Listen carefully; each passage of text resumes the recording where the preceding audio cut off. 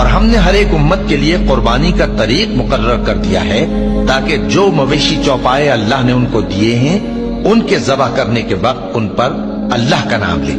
سو تمہارا معبود ایک ہی ہے تو اسی کے فرما بردار ہو جاؤ اور عاجزی کرنے والوں کو خوشخبری سنا دو۔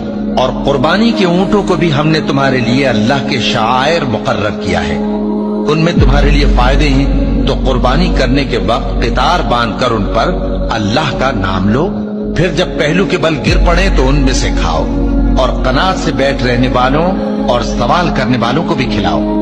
اس طرح ہم نے ان کو تمہارے زیر فرمان کر دیا ہے تاکہ تم شکر کرو۔ اللہ تک نہ ان کا گوشت پہنچتا ہے اور نہ خون، بلکہ اس تک تمہاری پرہیزگاری پہنچتی ہے۔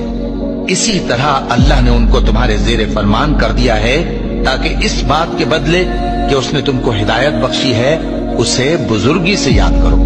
اور اے پیغمبر، نیکوکاروں کو خوشخبری سنا دو، اللہ تو مومنوں سے ان کے دشمنوں کو ہٹاتا رہتا ہے۔